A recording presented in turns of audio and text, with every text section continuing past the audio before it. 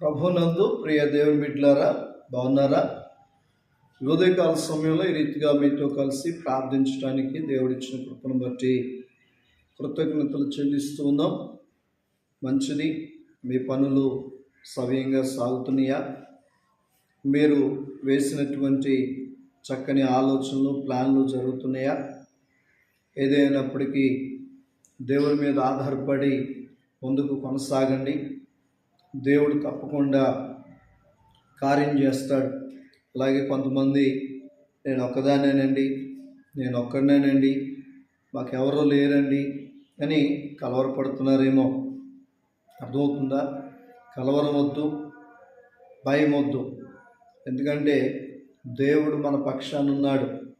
ఎలా చెప్పగలుగుతాం అయ్యగారు అని అంటే, చూడండి, లేఖనాలు చూస్తే నెహెమ్యా గ్రంథం 8వ అధ్యాయం, నెహెమ్యా గ్రంథం 8వ అధ్యాయము 10వ వచనంలో చివరి మాట చదువుతున్నాను.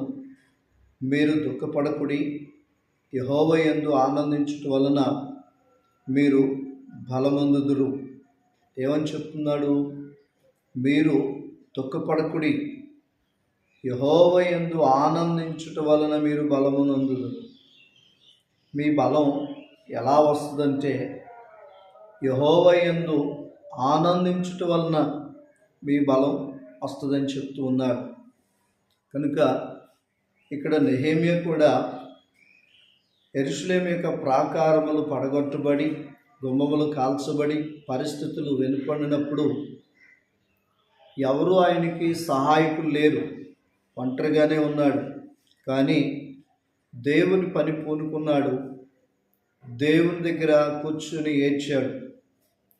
అప్పుడు రాజులు సహితము ఆయనకి సహాయం చేసేవారిగా దేవుడే లేవనెత్తాడు.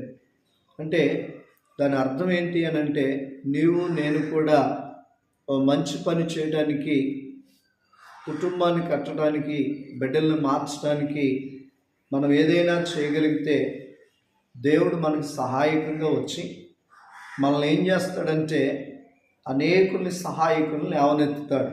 అందుకనే మీరు దుఃఖపడకుడి, యెహోవా యందు ఆనందించుట వలన మీరు బలమొందుతారు. దేవుని యందు ఆనందించండి, దుఃఖపడుతూ కూర్చోమాకండి. దేవుని యందు ఆనందిస్తూ ఉండండి. దేవుని యందు ఆనందించడం వల్ల మీరేమవుతారంటే బలం పొందుకుంటారు. దేవుని యందు ఆనందించడం ఎలా పాస్టర్ గారు అంటే, పాటలు పాడటం, ప్రార్థన చేయటం, విశ్వాసంతో ఎదురు చూడటం. ఆనాడు అబ్రహాము ఎలా విశ్వాసంతో ఎదురు చూస్తాడో అలాగా మనం విశ్వాసంతో ఎదురు చూస్తే బలం వస్తుంది. ప్రార్థన చేసుకుందాం.